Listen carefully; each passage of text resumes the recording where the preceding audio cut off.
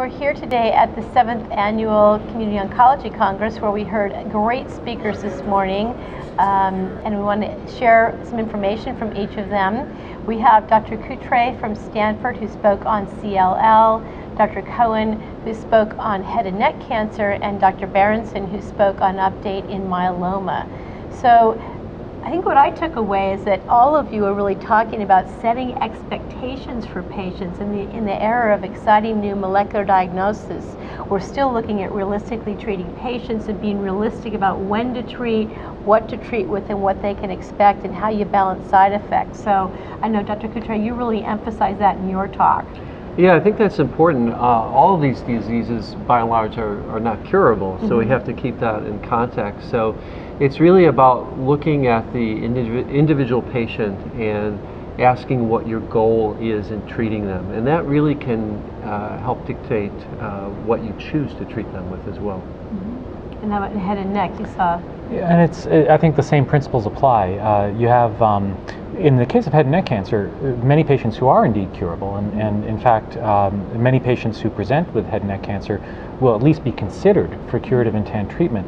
But it's the same principle. We need to individualize therapy. We need to, especially in a patient population that is going to be cured and live a long time, try to minimize side effects and long-term toxicity as much as possible. And to do that, I think we just need to develop a better understanding of what's going on at the molecular level. We're getting there. Yeah. Well, I think that's the exciting thing. Although you each put it in balance, there are so many new exciting molecular related therapies that you talked about that really could potentially change outcome. And in fact, the survival rates have really improved. And you talked about that in myeloma, Dr. Berenson. Right. It's amazing how different it is today. When we were first starting doing myeloma 25 years ago, people were living 30 months. And as I said, we now have a 1 on the front end, 130 months. And it means things that we didn't really consider important, like yearly mammography, colonoscopy, screening. All of these tests for patients as part of their normal health management needs to be done today. We didn't think about that before. They didn't live long enough. And you also talked about, with having such an array of opportunities to treatment, how side effect management impacts quality of life. Yeah, I absolutely believe that we should not only think of the impact of the disease, but treatment. And as there are more and more options, these patients, thankfully, can live a lot longer, but they need to be, as I say, on the road to the end of the marathon. And if we bang them up too hard, they're never going to get to the end of the road. So I think it's really important to make sure that they are staying in the game. Great. And Dr. Cohen, you mentioned an exciting prevention study based on a new molecular-based therapy. Yeah, absolutely. And one of the things that we do know about head and neck cancer and digestive tract malignancies is that there are certain risk factors that people engage in, specifically tobacco, that can put them at risk for second primary tumors, and of course for the primary tumor to begin with.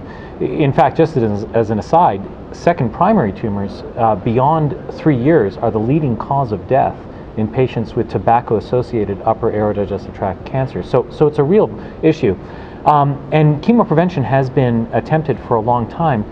The change now, the changes that are happening now are based on really two important things. The first is a better understanding of risk factors in terms of developing cancer and a better ability to stratify patients that are at highest risk.